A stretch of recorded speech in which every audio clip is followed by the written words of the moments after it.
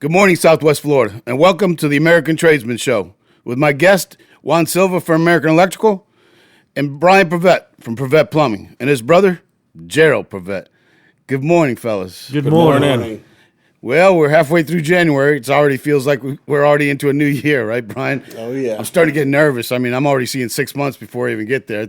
I'm waiting for the beach. I think June is beach day, right? That's when you break out your sweet bathing suit, Brian. My umbrella. Your umbrella. You break out your bathing suit this summer. You ready? Oh, yeah. Yeah, you guys got the farmer's tan for sure. Yeah. Juan, don't laugh. We all got that farmer's tan. Oh, yeah. You're just a little darker than all of us. A little bit more toastier. Well, we're here to talk about construction, right, Brian? That's what we're here to talk about. Construction and permits. That's what we've been talking about for the last 8 weeks, right, Gerald? Oh, yeah. I mean, we just continue to harp on the permits. I got to tell you, today I seen a new one. I mean, it said Electric Pride Handyman Service. Wow. I was scared. I got to tell you, in my own life, I really think that we should really, start to talk to the board and talk to who policy, who's really watching what's going on the internet. That's what scares me. I mean, because it's just there's just a continuous flow of handyman, right, Brian? I mean, Oh, yeah. I did see that LCC. So what did that stand for? License for Collier County. Well, and that gives them to do what? Because this thing said and more on the end. But wait, there's more. So I was a little scared. So, they're licensed only to work in Collier County. They did acquire a occupational license for their trade, but they can only work in Collier County. They're not state licensed, which means they didn't have the knowledge or the qualifications to pass a state test.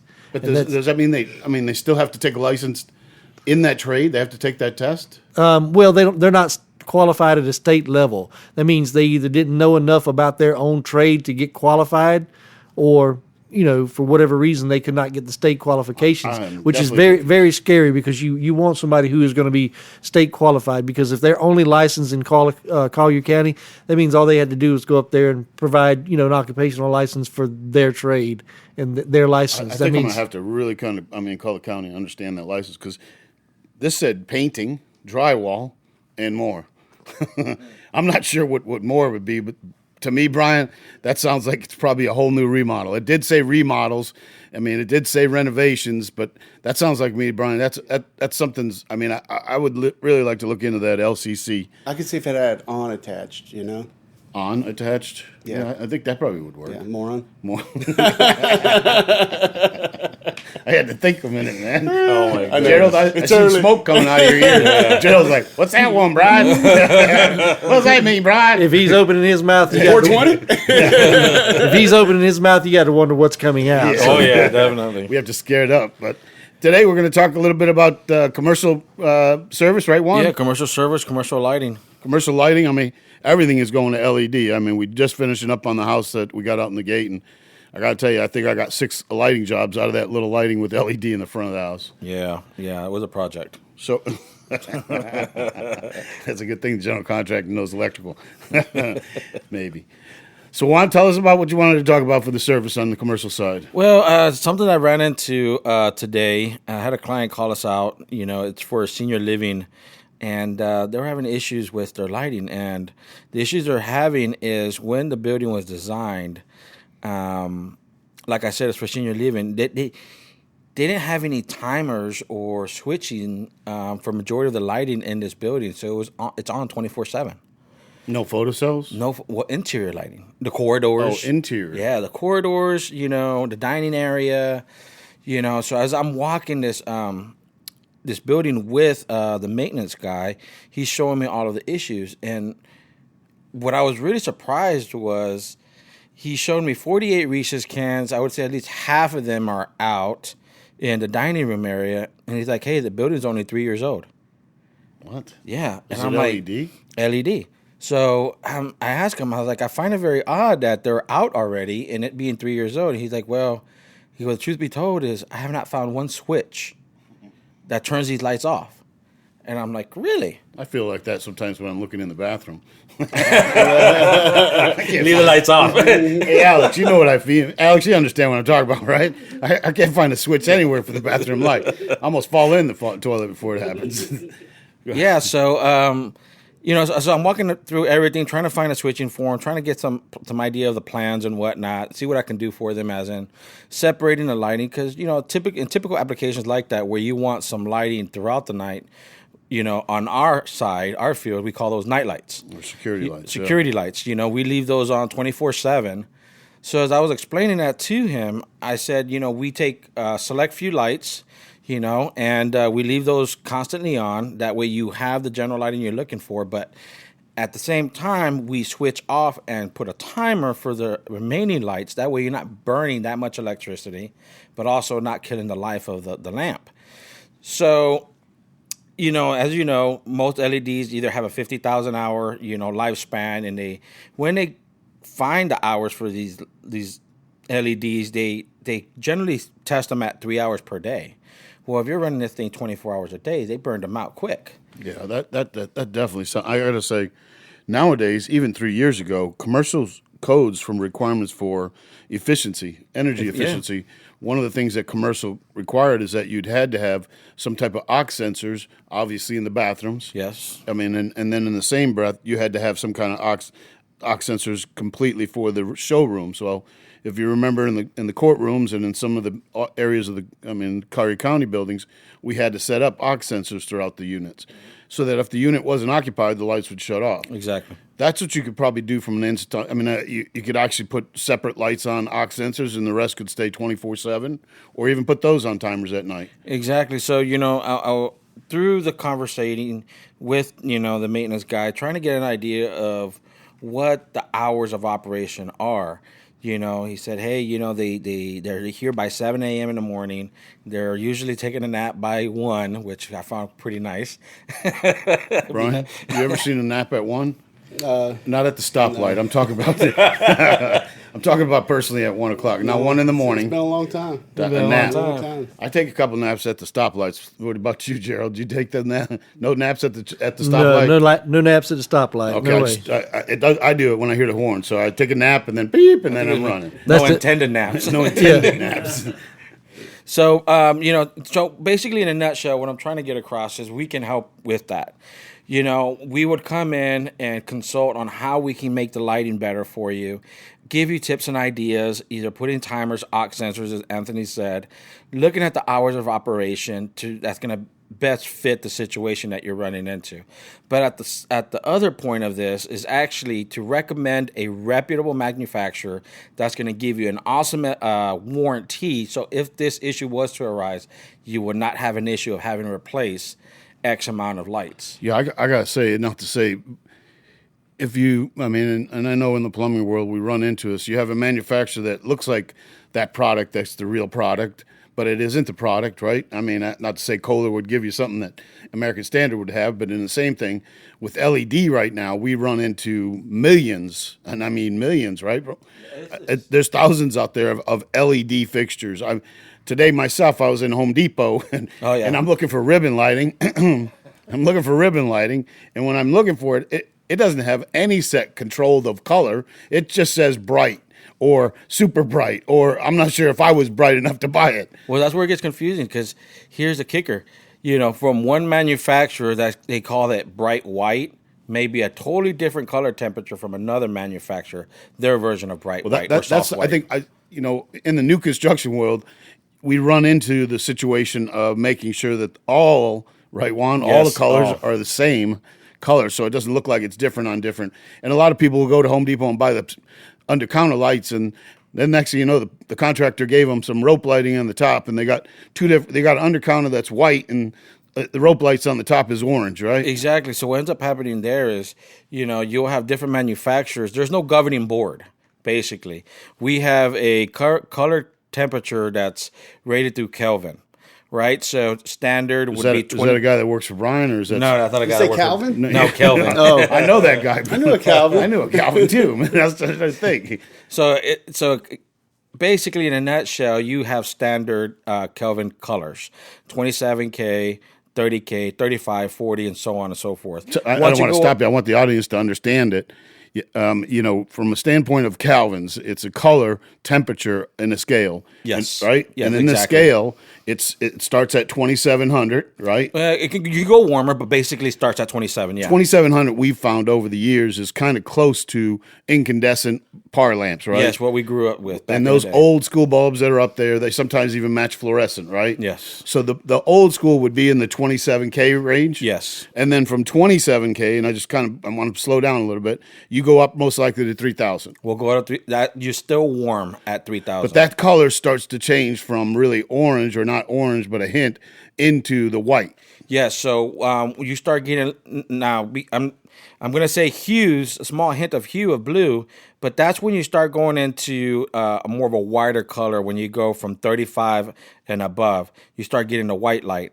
As you go past 4,000, you start getting more of a blue hue.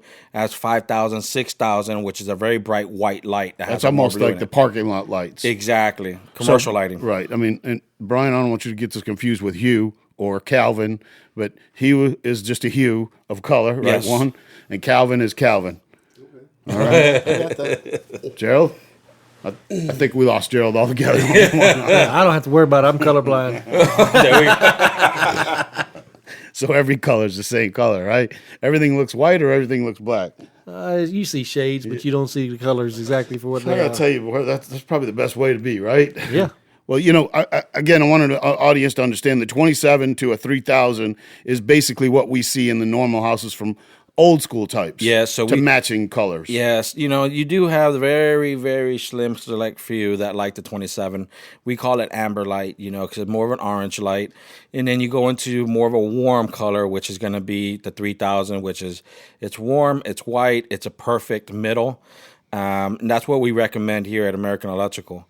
But going back to what I was saying, as in the different manufacturers, each manufacturer may say that their color temperature is 3,000, but it does not mean that it's going to be at 3,000. So give you an example, manufacturer A may say it's 3,000, but actually maybe 2795. And, manufacturer B may say be 3,000 and it's 2,832.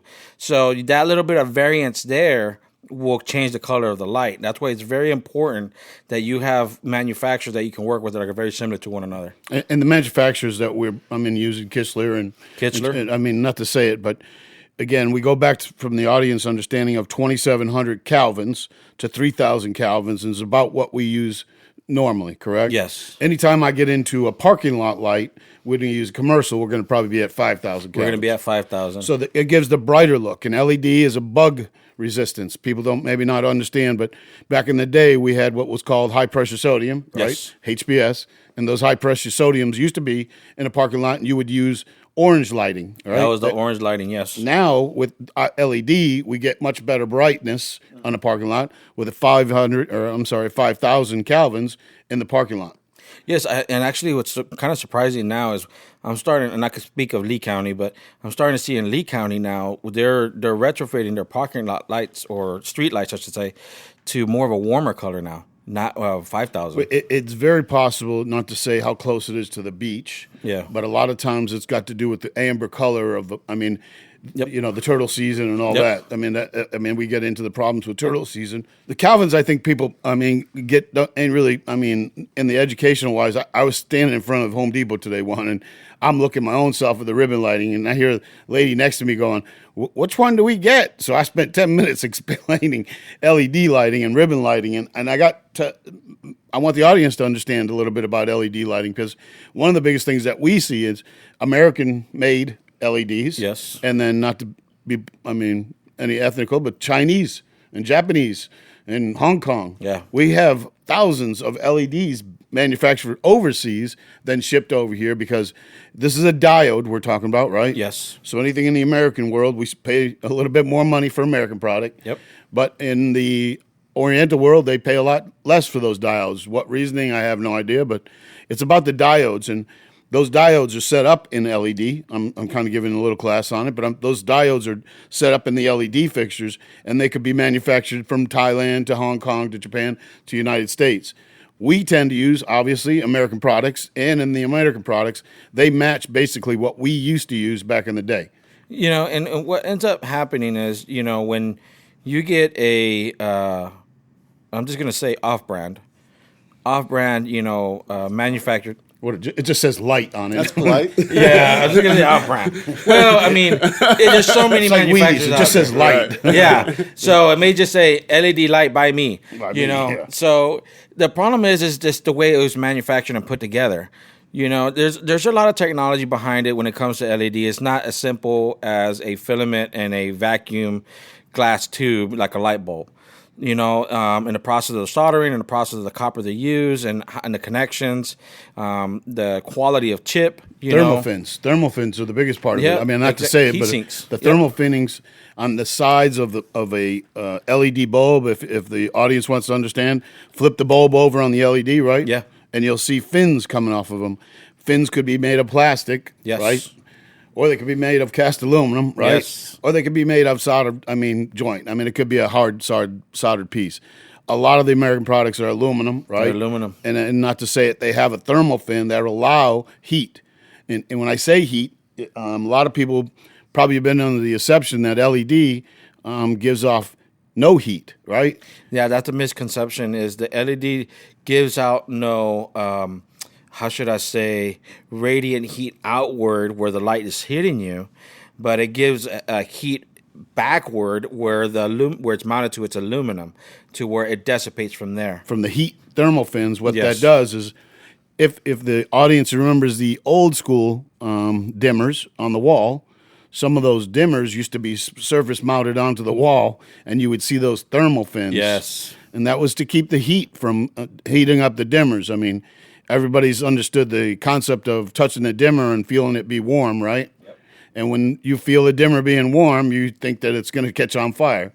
Warm it's okay to a certain point, but once it gets scorching, then yeah, you have issues there. I can tell you, I used to walk up on a dimmer and feel the dimmer screws on the plate, and I would feel that they were almost melting the screws right through the plastic. Oh yeah, definitely when you have those non-breakable plates and you can see where the screws melting through the plate itself, then yeah, you got an issue there. Remember in the 80s and 90s when all the houses you used to go into had nicotine yellow lights? Oh, the I hate to simple say, days. I've been walking into houses. Don't worry, they're still that color. You know what I'm talking about? You get the King's Legs, some of the old areas, man. I mean, they were really bad. So, Oh, yeah. But LED has changed the world a lot. I mean, from a lighting standpoint, for energy efficiency, obviously, is one of the biggest things. You got a 7 or an 8 watt equals to 35 watts, right? Yep, basically. The reality is that we have learned to save money from a different style of light bulb from an LED. I mean, and we also can put a dimmer on it, correct? Yes. So one of the important things for LEDs, one of the things we kind of educate is it's good to use the LED light, but it's also good to use a LED dimmer. Yes, you have to have the correct corresponding dimmer for that particular driver. That's what's powering up and dimming the LED itself. Yeah, I want the audience to understand that clearly, because I can tell you when LED did first come out, Home Depot was selling a lot of bulbs that were overseas, and they were putting them on dimmers. And I never remember going into a closet when a lady said, I put the dimmer on my switch for my closet light, and it blew up, and it was completely shattered on the floor, caught the carpet on fire.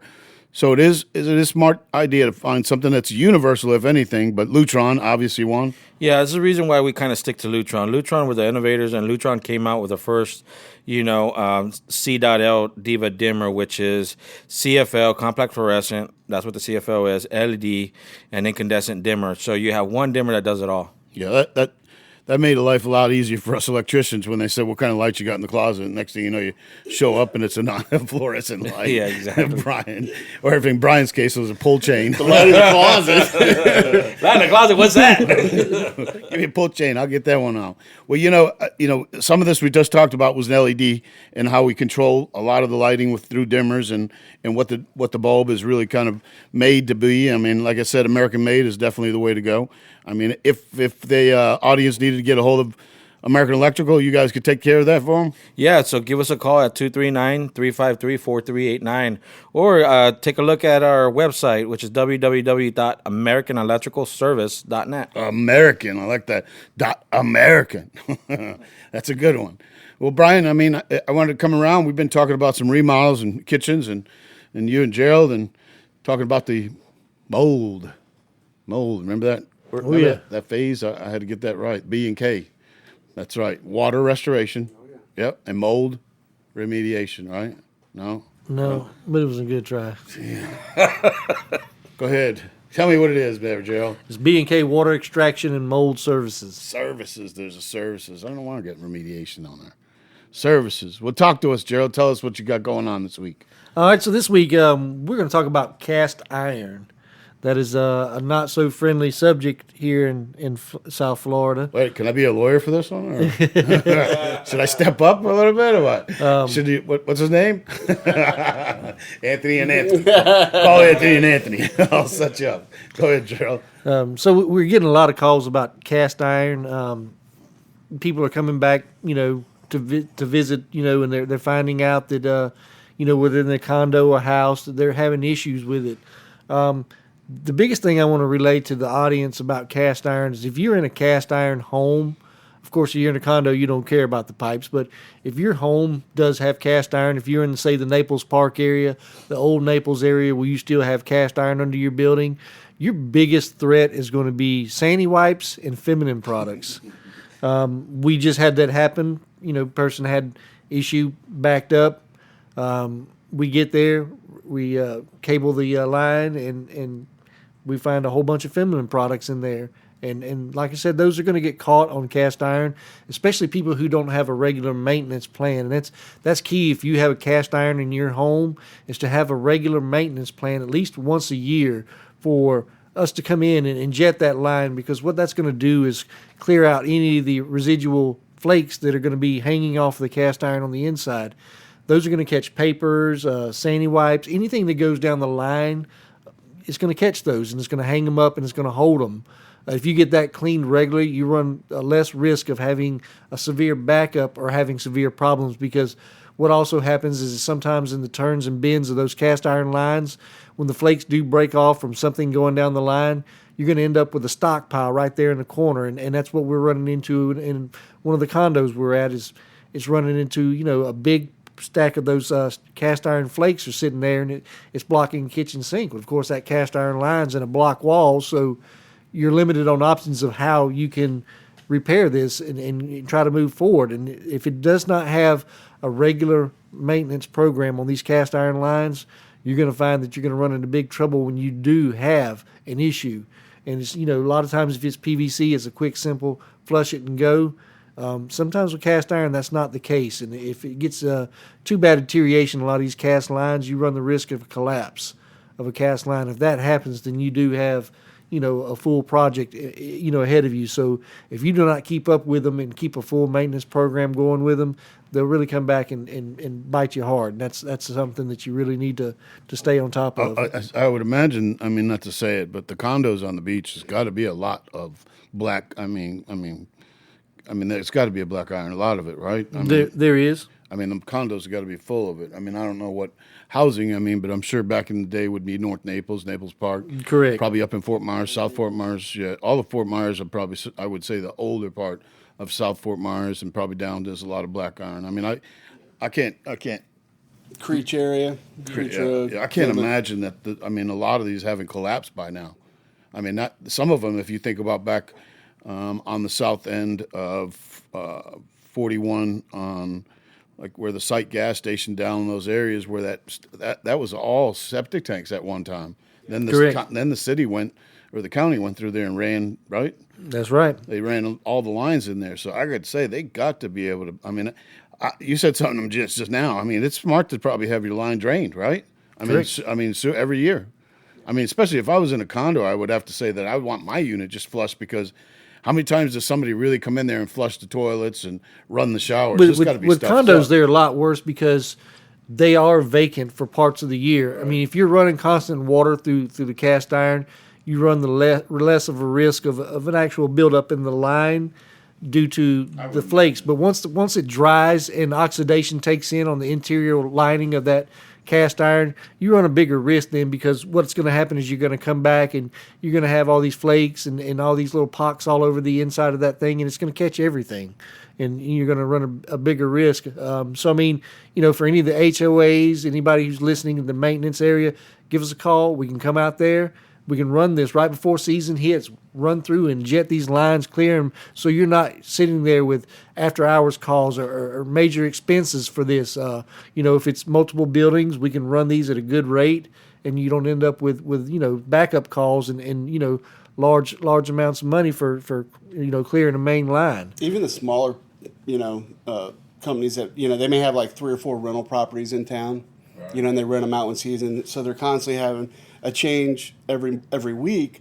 And of course, every time someone comes in and rents, a lot of people say, well, I've paid my money. They pretty much put whatever they want down the toilet.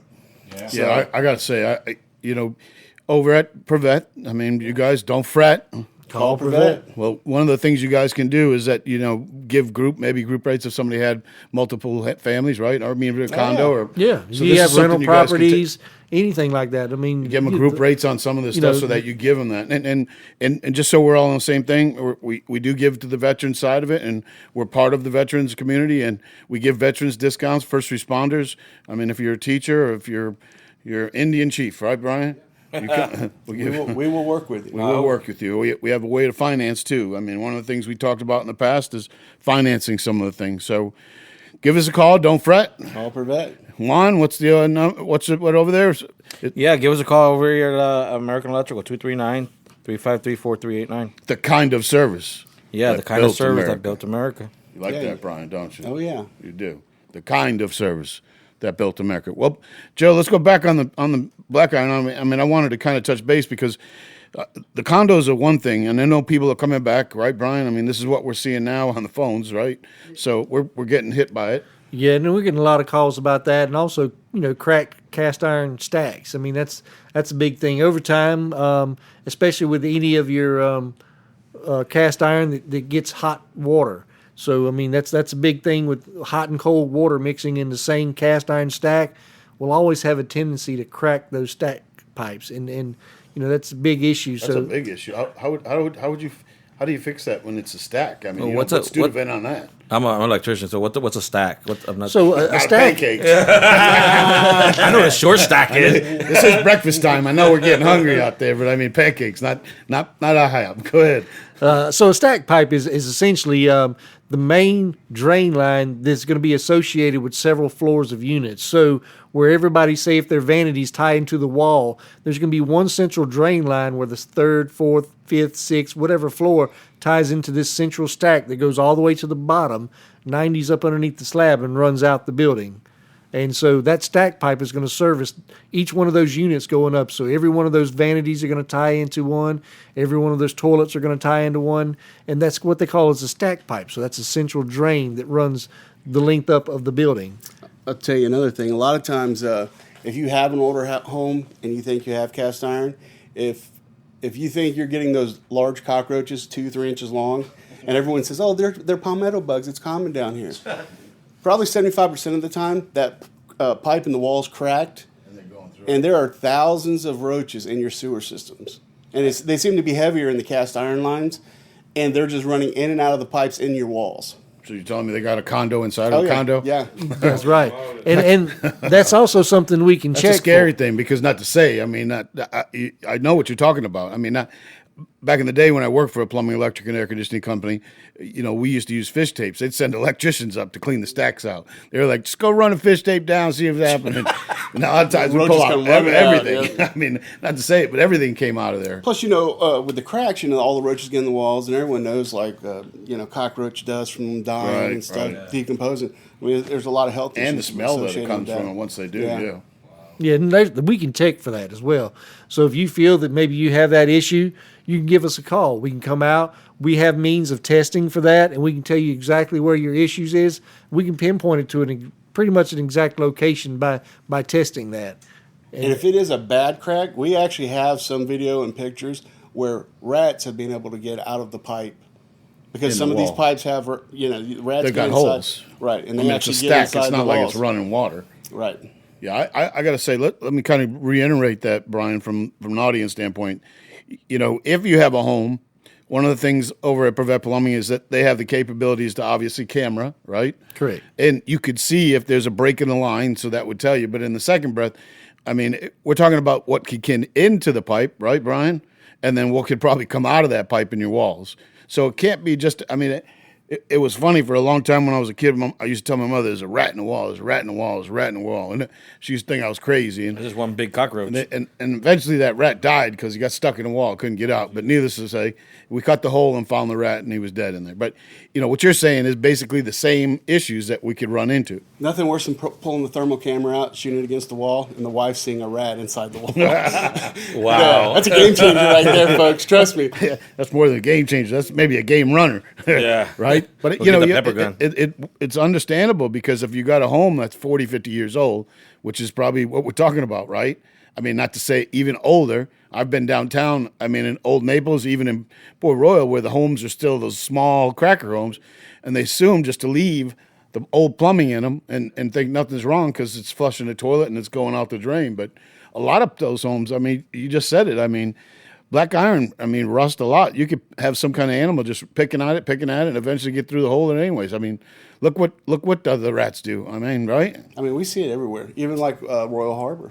Yeah, Royal Harbor right. has a lot of cast iron, and unless the house has been like a tear down and has been Brookside, redone- I can't imagine. Remember Oh, Brookside? Yeah, actually, when I bought her that one time, I mean, I actually Yeah, went in no, and saw but- cut the floors. Yeah, I remember First that. thing I did was change all the cast iron. I was not going to spend all that money, only to have it, 6 months or a year down the road Clog up. completely clog and flood and damage everything. I remodeled a house over in the East Coast, and I gave up and seen, the drain lines are one thing. I mean, obviously, if he's talking about stack to one a minute ago, but the drain lines in the slab is where these tee off, and by the time they tee off, it's somewhere to go to the other bathroom, the kitchen sink in cast iron.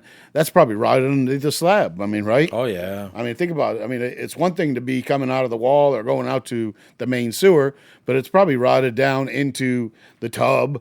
I mean, in the older condos, I could only say I looked down the tub drain, and if I could see through it, then I knew. Oh, yeah. When I bought my house in Pembroke Pines, they had stuffed a bottle cap down there and then they caulked around it so the water would go by. So when I tore it apart, the hole was just where the water would go down into the dirt too. But in a sense of all of it, it makes sense. I mean, if the audience is listening, and one of the things that over at Prevent Plumbing is they'll camera it, right, Brian? Yeah, we got a few options. We can camera, do the thermal. Right. We also do smoke test. Smoke test. Yeah, we'll actually smoke test your house, and what that'll do is if there's any cracks in the pipes, or even if your toilets are not sealed tightly, Smoke will come out of it. yeah, you have smoke coming out from like under the toilets. You have smoke coming out of your light sockets. You Let's just say plug that into there's my a crack head. in the wall. You want to plug that into my head, Brian? See what smoke comes out? You ain't got to smoke test me. I already got smoke coming out of my ears. Smoke's coming out everywhere. I'm not sure where, but it's coming out. So you plug a line? Is that what you do? Well, what we do is we usually cover the vents on the roof except for a small opening, and then we pump in from outside. Is it smoke. CO2 or what kind of smoke? No, we have smoke bombs that we buy. That way it's 4th of July sale? Or?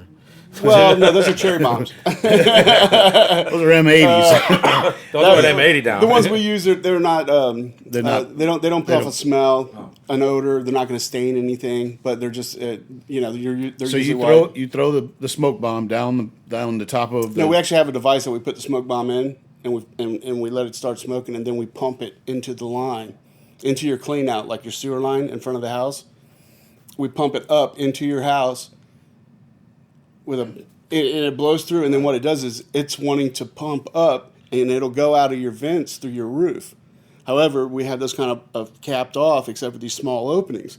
So you kind of start building a little bit of air pressure inside your pipes. Yeah. So if there's any cracks or anything's loose or there's any openings from the pipe into the interior of your home, we're going to get smoke out of it. Ah, that's pretty genius. So I guess I'm sure that the wax rings pop up the first thing that happens. Right. Usually, definitely if you have wax rings, that's going to be detected immediately. Right. A lot of times we'll find P-traps that are dry, like for tubs. Maybe a lot of people have those soaker tubs, the jacuzzi tubs, and some of them, they never use them. Right. They don't even put water in them, maybe once every 3 months, if that. Right. Yeah. So the traps automatically go dry. And once a trap is dry, you'll get a sewer smell, but you may not get a sewer smell, but you will run the risk of having bugs come in and out of the drain because there's no water seal to keep them from doing that. Yeah, it's like in condos. Sometimes when you guys probably going to do service for electrical work and stuff, you'll go in and you might notice there's a sewer smell or something, especially in a bathroom, in the toilet because no one has been there and flushed it. It's actually completely dry of water. Saw that everything that's there just dried up. Yeah, that's when you start getting rats in, roaches. Definitely. So, yeah. Well, that's very interesting. I mean, I it's kind of good to have this show because we learn something new every day. Yeah, I never knew that. But the smoke test is something maybe the audience needs to think about. I mean, from a condo side, I would think that'd probably be a very smart thing. But on the other side of this, I mean, from a residential standpoint, what you're telling me, I mean, the reality is I do a smoke test, then I do, a camera test, and then I do a jetting. I mean, by the time you're done, you got a whole full service of it's almost like kind of giving you a colonoscopy. Yeah. Brian? But we don't take Medicare. What is that, once a year? Oh, I got to tell you, I wouldn't want to do it again. I mean, it's a one-time shot, right? You know what happens a lot of times, like with the camera? With the camera, you have to have the camera going directly down that pipe, that lateral, Right. whatever. Right. If you're having odors, excessive roaches or something, you might want to start off with the smoke test because when you do the smoke test, you're feeling all the drain lines in your house. You know what I'm saying? It's not just running the camera down one individual line. Right. Then if you see smoke, right. instead of cutting walls, then you come in and try to So would narrow it down using would the the camera work for the smoke? No. No, but let's say you have smoke come out of a wall. Right. We have smaller cameras. We could make a small penetration and drop down. Right. Or we go up to the stack on the roof, drop down, and see where the pipe's cracked inside the wall, etc. Well, I got to tell you that's been it was an interesting conversation about this. I mean, talk about the smoke bombs. I mean, this is something over at Fret. Don't fret. Call Prevent. What's that phone number, Gerald? 239-596-5533. What's that phone number, Juan? What's that phone number, Juan? 239-353-4389. No, I mean our number. Nah, I'm not going to. I think you can say that yourself. I'm still trying to figure out B&K. Stop playing, man. I'm thinking about Burger King. You guys are talking about Brian and Kay. Where do you get your French done? No, everyone else. Oh, that was a French manicure. Really? Yeah. This guy. Earlier when you stuck a hand out like that, that's some pretty damn fingers. Look at that. Oh my God. Well, we talk about fingers and construction out here, but we're okay, right, Brian? Oh, yeah, absolutely. Well, listen, I it was an interesting conversation about the smoke bombs. I mean, I got to tell you, I mean, when I was a kid, I used to throw them in the toilet, but those were M80s, right, Juan? Yeah. Let me jump back. Juan, you got to understand we're plumbers. We're not allowed to have fingernails. I know. Let's continue. Juan, we already had that conversation, right? Yeah. Yeah, I don't bite bite my my fingernails. That's right. I bite my fingernails, right, Dale? No, I don't. Take the oil right out your back of the car. Well, listen, again, we talked about black iron and we talked about LED, right? Yep. I mean, I don't know how the lawsuits are going to go with this whole thing with black iron. I think that's just Cast iron? Cast iron. I keep saying black iron. That's okay. That's different. We use that a lot for like gas, and Oh, do you? it's more like a galvanized, but it's black. It doesn't rust on the inside. Really? Yeah. So it's two different things. Yeah. Yeah. Is it like a different steel, iron, or something? Or is Yeah, it just it's the way it's coated? It's different metal. Just different metal makeup on the alloys. Cast iron. Cast iron does flake. I mean, we have cast iron in all the our cast iron. boxes. And then the galvanized has a tendency. That's what the old domestic water lines used to be, back Black before iron? copper. Maybe that's why cast I'm calling iron used to be cast iron, and that rusts from the outside. The black iron we used to use for steam. Huh. Because it's a higher heat, so we would use Right. that for running steam lines, and then right, we the started shop. using it for gas. I went to the dry cleaners. Remember the dry cleaners? Right, yeah, because they wanted all the gas stuff done in that before they came out with the, now we have the flexible gas tubing and stuff like that. But back when it was a metal, they wanted the black iron because it didn't rust or flake on the inside. Because when it flakes and rusts on the inside and you have gas, it clogs all your gas orifices Right. and stuff. Yeah. Especially there's so much moisture coming Right, through. exactly. I mean, I got that on my pressure lines in my air compressor tank. I mean, Yeah. sometimes I turn it on. I got to blow out lines just to get the compressor to blow. Well, that's interesting, fellas. I mean, like I said, this is part of what we talk about is what's out there from the construction world on what we want to do. And if you have some issues or questions over at on the plumbing side, don't fret. Call Prevent. They'll give you any answers over there, and I'm sure they'll give you the answers on what to do from a service standpoint. Like we talked about, the smoke bombs and the cameras and the snakes, right, Brian? I mean, this is important. I mean, not to say you don't need to have it every year. You probably need to have your drain lines. I mean, I would assume drain lines jetted at least once a year, twice a year. I mean, I live on a septic tank, and frown not to have at least 2 years, right, on a septic to cleaning.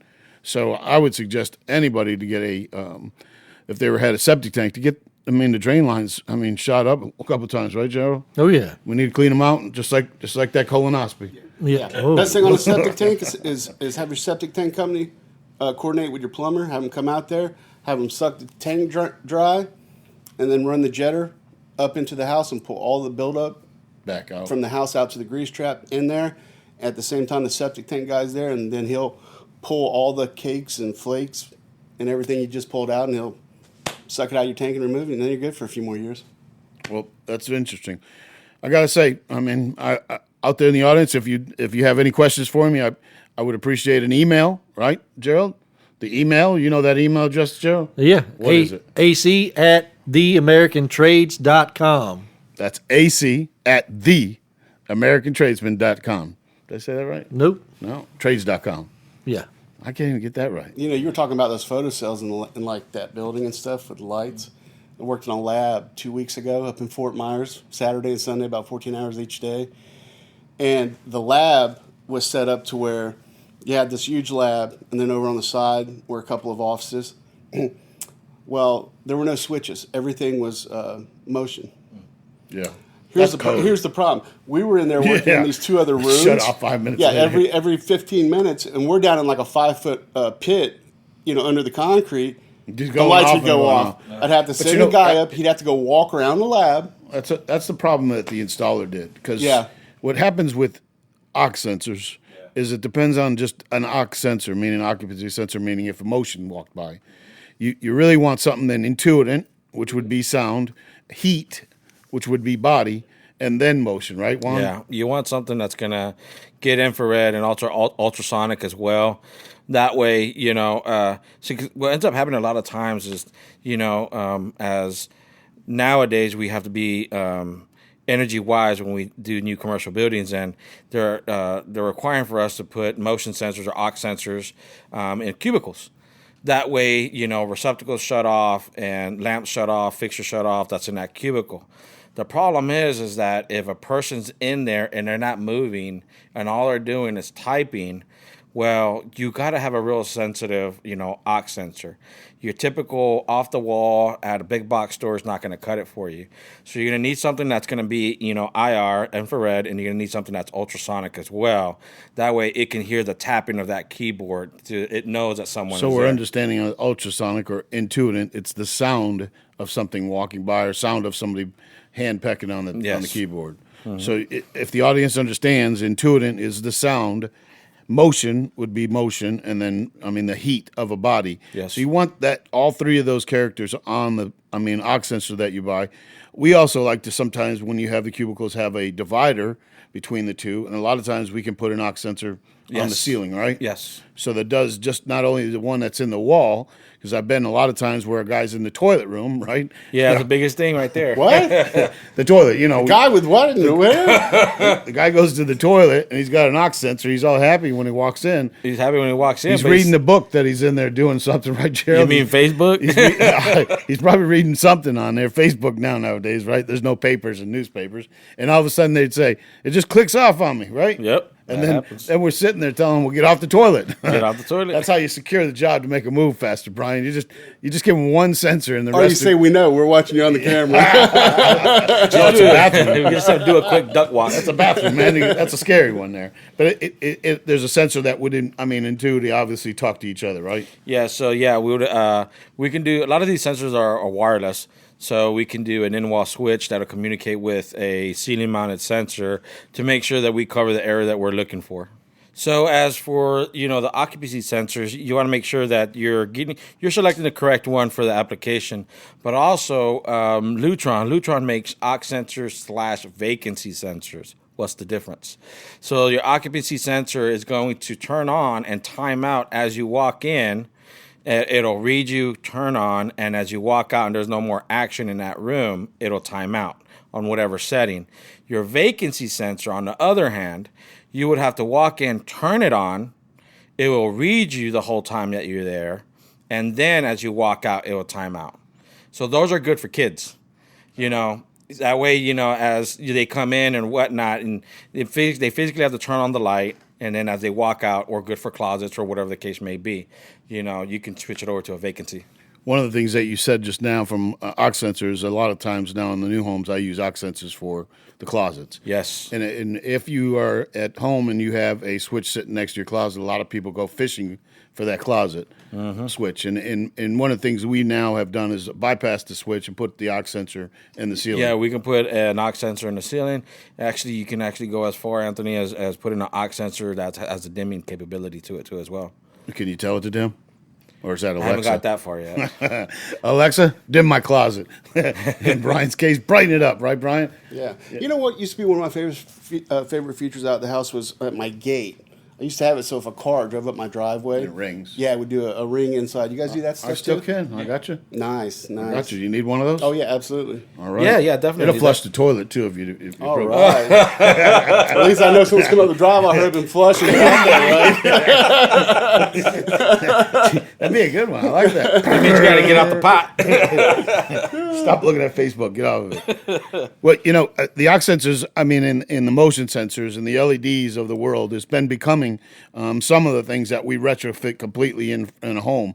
So if you have a home now that has fluorescent, which we see still a lot of them, incandescent, old style par lamps, and even halogen bulbs. Yeah, even if you have one of those, you're in a condo back in the 80s and older, where you used to have the upper cove lighting, that with a fluorescent light covered by an acrylic lens, that just casts light out. We get a lot of calls on that. Just did one the other day to where, my solution was either we can drop down a ceiling a few inches, we can put in some thin LED wafer recessed cans, make it look like you have recessed cans in your ceiling, or we can retrofit your existing fluorescent to LED and you don't have to worry about calling me back for changing bulbs and ballasts. And you can tie dimmers into them. Mm-hmm. We also have the capabilities from an automation standpoint, right? Yeah. Actually, you just reminded me right now. You remember the preschool we did to where we retrofitted a bunch of classrooms. My question was why they wanted them dimmable, but they wanted them dimmable, and it did dawn on me. Well, when they put the kids to sleep, they want to dim down the lights. So if you have an office setting and you want to dim your lights, we can install dimmable lamps in there for your office lights. A lot of times I go into the job sites to see lighting in the offices and in the hallways, and a lot of times people will take out one bulb and leave the other one light, right? And then they wonder why half the light's not working all the time. Yeah, it starts blinking. But the LED, you're better off to keep it, in a sense, keep them bulbs working, but then also use the aux sensors in conjunction with what you're doing. Exactly. Those LED bulbs, man, that had to be a game changer on the construction and remodel side for you guys. Because I remember before, if you wanted like a recessed or can light, it had that large box attached. Right. To where now, when you guys did the LEDs out of my house, Yeah. it was like an inch thick, and it kind of just fit right up through a little hole in a pocket. It was just amazing. It was a real game changer because, in condos, unless you had a drop-down soffit, which they ran the AC trunks through, you had concrete ceilings. And if they so happened to, slab in a box, which was rare in bedrooms and in living rooms, and all you had was a switched outlet, now we're able to put in, some hat channel, drop the ceiling down a couple of inches, and pop in some lights. Yeah. It's great. Yeah, not to say it, but in the new home I'm building right now out in Golden Gate Estates, that house has got those slimline garage fixtures in the closets. Those things are nice. Oh yeah, the ones I put in. I stopped by that house the other day. Yeah. Man, you did a good job on that. Thank you. That is really quality. We're almost there, though. Yep. We're going to be putting the fixtures in. Yeah, we're at the end of the road. It's nice. Saturday I'm cleaning my house and getting out there. The audience can come out on a big, open house once it's ready. There we go. I'm getting ready to sign my real estate agents up this week too. So I can only say, we're getting ready to blow up on this one. But I'm not licensed, but can I get commission? What kind of license? Real estate. I got a fishing license. Wait, I'm not insured either. I'm just going to give you an LCC. How about that? I'm going to give you an LCC license. How about that? Well, that's interesting. Like I said, if you have any questions on LED, give Juan a call over at American Electrical, right, Juan? Yeah, give me a call, and then I can make some great suggestions and see what you want to get done, and we can handle it for you. Give us a call at 239-353-4389. All right. Well, like I said earlier, give me an email at ac@theamericantrades.com. That's ac@theamericantrades.com. Gerald, you wanted to close up the show? Yeah, I wanted to go back. We were talking about flushing out the cast iron lines, getting on a maintenance program. That also applies to PVC. You also have a buildup in PVC. Now, it's not nearly as bad as it's going to be cast. A lot of times, it's just the things that discharge through the pipe will end up building up on the side of it. Sometimes it could be a paraffin-style substances from all the petroleants that go into your soaps, shampoos, everything like G.I. that. Joe's. Everything. Found a few of those last week, remember? Yes, And we a did. toothpick. And a Remember toothpick. that? Oh, A toothpick? a Yeah. toothpick. Any straws? Everything. Those are usually found in the sinks in the restaurants. But yeah, I mean, so these things build up in your PVC lines as well as cast.